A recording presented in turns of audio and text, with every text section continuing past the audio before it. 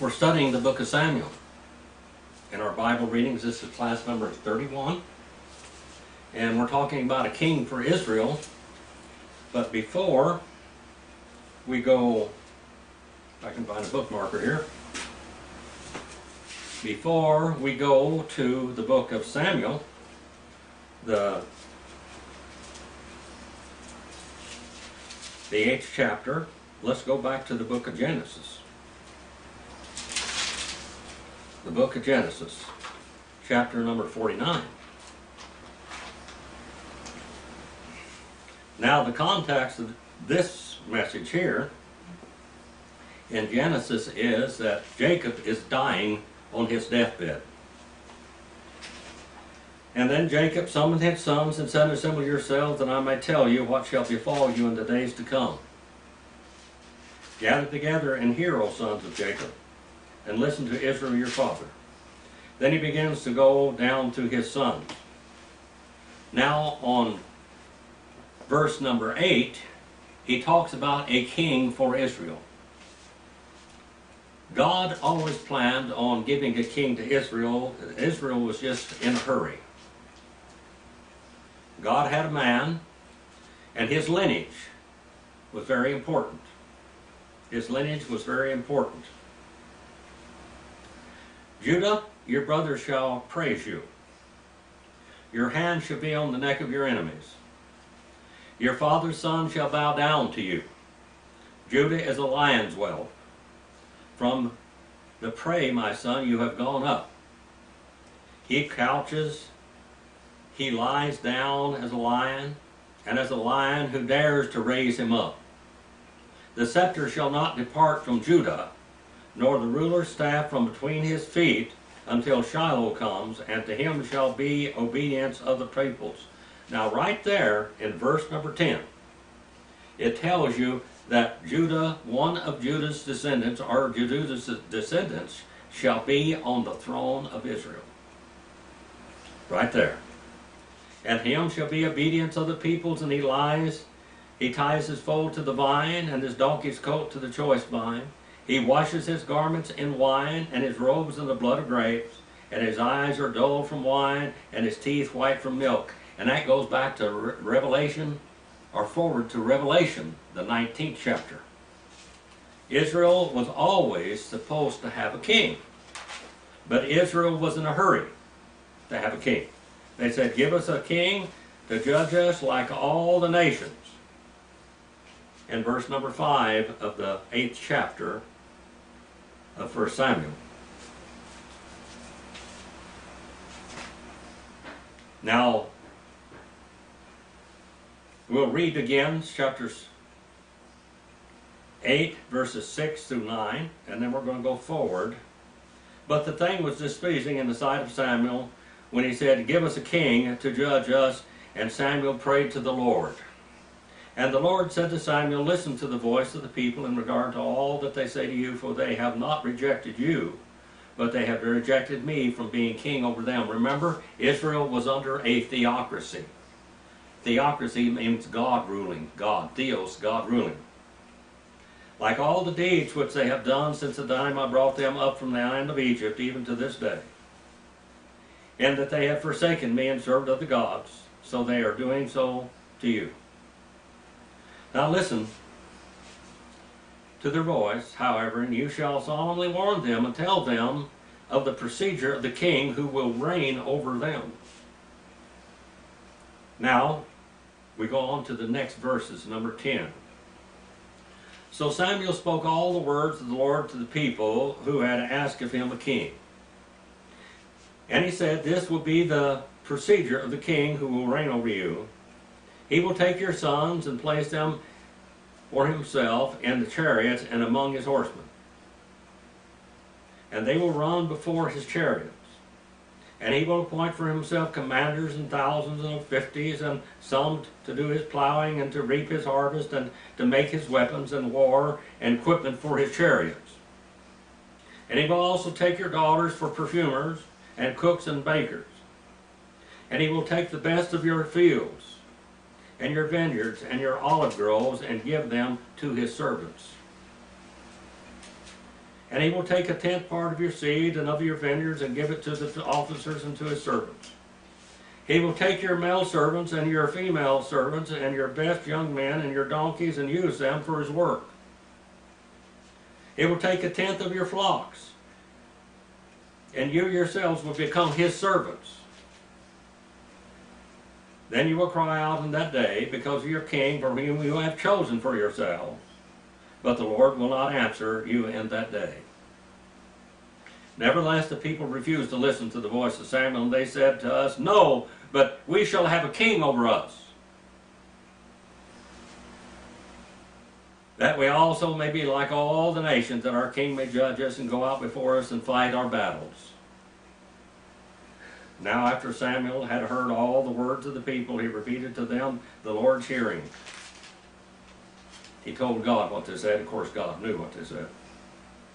And the Lord said to Samuel, "Listen to their voice, and appoint them a king." So Samuel said to the men of Israel, "Go every man to his own city." And now chapter 9 now. Now there was a man of Benjamin. Now Benjamin is the son that Jacob loved so much. But from Benjamin would not become the ruler. Saul in the New Testament, which became Saul, was a descendant of this tribe. Now there was a man of Benjamin whose name was Kish, the son of Abiel, the son of Zeror, the son of Bechorath, the son of Ahiphiah, and the son of a Benjamite, mighty men of valor. And he had a son whose name was Saul. Saul comes from the Hebrew word Sheol. Sheol means the place asked about. Saul means the one asked for. Saul, a choice, elected, a choice and handsome man, and there was no more handsome person than he among the sons of Israel. From his shoulders upward he was taller than any of the people. He's a tall, handsome man. This is exactly the type of man that they want to be king over them. Now the donkeys of Kish, Saul's father, were lost. So Kish said to his son Saul, "Take now with you one of the servants, and arise and go search for the donkeys." And he passed through all the hill country of Ephraim, and he passed through the land of Shilishah, but they did not find them. And then they passed through the land of Shalim, but they were not there. Then he passed through the land of the Benjamites, but they were not there to find them. And when he came to the land of Zuph, Saul said to his servant who was with him, "Come and let us return, lest my father cease to be concerned about the donkeys and become anxious and worried about us." And he said to him, "Behold, now there is a man of God in this city, and the man is held in honor, and all that he says surely comes true. Now let us go there, and perhaps he can tell us about our journey on which we have been sent out." Then Saul said to his servant, "But behold, if we go, what shall we bring to the man? We have to have a gift.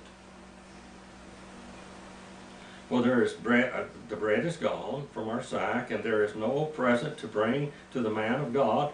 What shall we do? What do we have?" And the servant answered Saul again and said, "Behold, I have in my hand a fourth of a shekel of silver. I will give it to the man of God, and he will tell us our way." Now formerly in Israel, when a man went to inquire of God, he used to say, "Come and let us go to the seer," for he who is called a prophet now was formerly called a seer. Then Saul said to his servant, "Well said, come and let us go." So they went to the city where the man of God was. And we're looking for who? Who are we looking for? Samuel. And they went up to the slope of the city, and they found a young woman going out to draw water, and said to them, "Is there a seer here? Is there a prophet here?" And they answered and said, "He is here. See, he is ahead of you. Hurry now, for he has come to the city today, for the people have a sacrifice on the high place today." And as soon as you enter the city, you will find him before he goes up to the high place to eat. For the people will not eat until he comes, because he must bless the sacrifice. Afterward, those who are invited will eat. Now therefore go up, for you will find him there at once. So they went up to the city, and they came into the city, and behold, Samuel was coming out toward them to go up into the high place. Now a day before Saul's coming, the Lord had revealed this to Samuel, saying, About this time tomorrow I will send a young man from the land of Benjamin, and you shall anoint him to be prince over my people Israel. And he shall deliver my people from the hand of the Philistines, for I have regarded my people, because their cry has come up to me. Then Samuel saw Saul, and the Lord said to him, Behold, the man whom I spoke to you, this one shall rule over my people. Now this is not God's choice, but it is man's choice in all reality. But God knew who they would want, so he picked the man that they would want, not the man that he wanted. Then Saul approached Samuel in the gate and said, Please tell me where the seer's house is. And Samuel answered Saul and said, I am the seer. Go up before me to the high place, for you shall eat with me today. And in the morning I will let you go, and will tell you all that is on your mind. As for your donkeys, which were lost 3 days ago, do not set your mind on them, for they have already been found. And for whom is all this desire that is desirable in Israel? It is not for you, and for all of your father's household. And Saul answered and said, I am not a Benjamite of the smallest of the tribe. Am I not a Benjamite of the smallest of the tribes of Israel, and my family the least of all the families of the tribe of Benjamin? Why then do you speak to me in this way? Saul, when God called, when he was first called out to be the king of Israel, was a very humble man. But power and authority destroyed him. And we'll find out that later. Then Samuel took Saul and his servant and brought them into the hall, and gave them a place at the head of those who were invited, who were about 30 men. And Samuel said to the cook, Bring the portion that I gave you, concerning which I said to you, set it aside. He'd already told this. Samuel already knew that he was coming, and he had set a feast for him already, and he had a portion set aside for him already. Then the cook took the leg with what was on it, and set it before Saul. And Samuel said, Here is what has been reserved. Set it before you and eat, because it has been kept for you until the appointed time. Since I have said, I have invited the people. So Saul ate with Samuel that day. And when they came down from the high place into the city, Samuel spoke with Saul on the roof. And they rose early, and they came about at daybreak, that Samuel called to Saul on the roof, saying, Get up, that I may send you away. So Saul arose, and both he and Samuel went out into the street. And as they were going down to the edge of the city, Samuel said to Saul, Say to the servant that he may go ahead of us, and pass on, that you may remain standing now, that I may proclaim the word of the God to you. Chapter number 10. Then Samuel took a flask of oil, and poured it on his head, and kissed him, and said, Has not the Lord anointed you ruler over his inheritance? And when you go from me today, then you will find 2 men close to Rachel's tomb in the territory of Benjamin of Zelzah. And they will say to you, The donkeys which you went to look for have been found, and now behold, your father has ceased to be concerned about the donkeys, and is anxious for you, saying, What shall I do about my son? Then you go on further from there, and you will come up as far as the oak of Tabor. And there 3 men going up to God at Bethel will meet you, one carrying 3 kids, and another carrying 3 loaves of bread, another carrying a jug of wine, literally a skin of wine, what it says, and they will greet you and give you 2 loaves of bread, which you will accept from their hand. And afterward you will come to the hill of God, where the Philistines' garrison is, and it shall be as soon as you have come up here to the city that you will meet a group of prophets coming down from the high place with a harp, tambourine, and flute, and a lyre. And before them they will be prophesying. Then the Spirit of the Lord will come upon you mightily, and you shall prophesy with them and be changed into another man. Now it shall be, when these signs come to you, do for yourself what the occasion requires of God is with you. Do whatever your hand finds, he says, but God is with you. And you shall go down before me to Gilgal. And behold, I will come down to you, and offer burnt offerings and sacrifice peace offerings, and you shall wait 7 days until I come to you and show you what you shall do. Then it happened about, when he turned his back to leave Samuel, God changed his heart, and all those signs came about on that day. When they came to the hill, there, behold, a group of prophets met him, and the Spirit of God came upon him mightily, so that he prophesied among them. And it came about, when all that he knew him previously saw that he prophesied now with the prophets, that the people said to one another, what has happened to the son of Kish? Saul is also among the prophets. And a man there answered and said, now, who is their father? Therefore it became a proverb, is Saul also among the prophets? When he had finished prophesying, he came to the high place. Now it doesn't say much of what Saul prophesied. Now Saul's uncle said to him and his servant, where do we go? Or where did you go? And he said, to look for the donkeys. And when he saw that he could not be found, when he went to Samuel. And Saul's uncle said, please tell me what Samuel said to you. So Saul said to his uncle, he told us plainly that the donkeys had been found, and he did not tell him about the matter of the kingdom which Samuel had mentioned. Therefore Samuel called the people together to the Lord at Mizpah. And he said to the sons of Israel, thus saith the Lord God of Israel, I brought Israel up from Egypt, and I delivered you from the hand of the Egyptians, and from the power of the kingdoms that were opposing and oppressing you.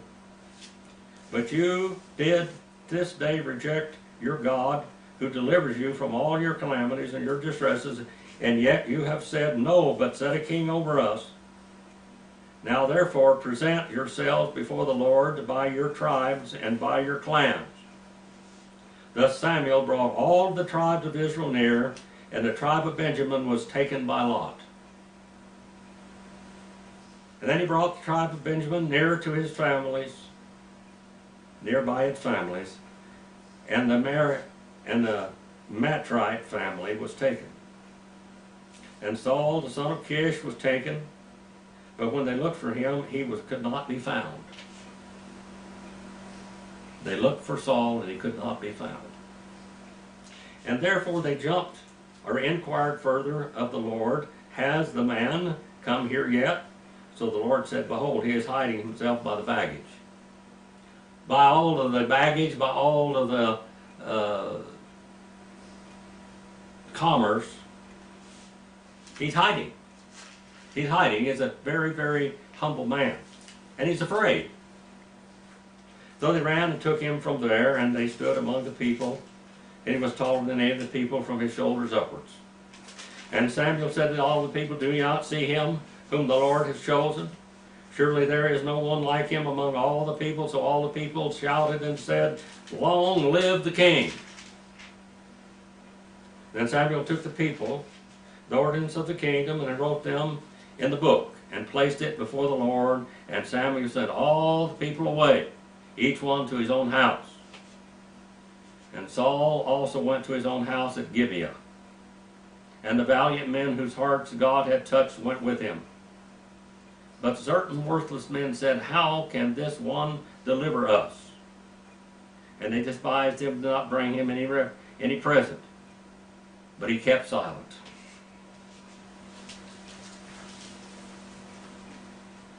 Now Nahash the Amorite came up and besieged Jabesh Gilead. And all the men of Jabesh said to Nahash, "Make a covenant with us, and we will serve you." And Nahash the Amorite said to them, "I will make it with you on this condition, that I will gouge out the right eye of every one of you, and thus I will make you a reproach in all of Israel." Anyone that was disabled or disfigured was considered to be cursed of God.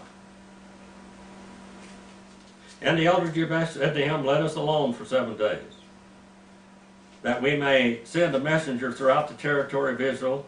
Then, if there is no one to deliver us, we will come out to you, and we will let you poke your eyes out." Then the messenger came to Gibeah of Saul, and spoke these words to the hearing of the people, and all the people lifted up their voices and wept. Now the reason why they wanted to knock out their right eyes is that was their eye that they threw stones with, and that they shot bow and arrow with. That was their dominant eyes. Most of them was right-handed. Now old Saul was coming up from the field behind the oxen. And he said, "What is the matter that the people, that they weep?" And so they related him the words of the men of Jabesh. And the Spirit of God came upon Saul mightily, and he heard these words, and he became very angry. And he took the yoke of oxen and cut them in pieces. And he sent them throughout the territory of Israel by the hand of the messenger, saying, "Whoever does not come out after Saul, after Samuel, so shall it be done to his oxen." Then the dread of the Lord fell upon the people, and they came out one by one. They came out as one man also. And he numbered them in Bezek, and the sons of Israel were 300,000, and the men of Judah 30,000. And they said to the messenger who had come, "Thus you shall say to the men of Jabesh Gilead, tomorrow, by the time the sun is hot, you shall have deliverance." So the messengers went and told the men of Jabesh, and they were glad. Then the men of Jabesh said, "Tomorrow we will come out to you, that you may do to us whatever seems good to you." And it happened the next morning that Saul put the people in 3 companies, and they came into the midst of the camp at the morning, and they struck down the Amorites until the heat of the day. And it came about that those who survived were scattered, so that not 2 of them were left together. Then the people said to Saul, "Who is he that said, 'Shall Saul reign over us?' Bring the men, that we may put them to death." But Saul said, "Not a man shall be put to death this day, for today the Lord has accomplished a deliverance in Israel." Then Samuel said to the people, "Come and let us go to Gilgal and renew the kingdom there." And so all the people went to Gilgal, and there they made Saul king before the Lord in Gilgal. And there they also offered sacrifices and peace offerings before the Lord. And there Saul and all the men of Israel rejoiced greatly. What a story. Everything starts out real good, doesn't it? And then we find out that Saul becomes a different man. Saul was among the prophets of God. Saul prophesied, the Spirit of God came upon him, and he prophesied, and they believed. They said, "Is Saul among the prophets? Are the sons of Benjamin among the prophets?" I pray that this message goes out, and each and every one of you out there, all over the world, that listen to these messages, God has a job for all of you. Put your hand to it with all your might, as he told Saul. Let God have his free reign in your life, and you will be happier by doing that. Our Father, we send this message out to honor and glorify you. And Father, please forgive me where I failed you. And use your word and touch your students' hearts and lives with it, wherever they are throughout the world. And I pray for those all that were victims of the tsunami. And I have a lot of students in those areas, and I pray that you protect them and touch their hearts and their lives. Gary Max and all the students in the Philippines, pray for their protection from the Solomon Islands also. In Jesus' name I pray.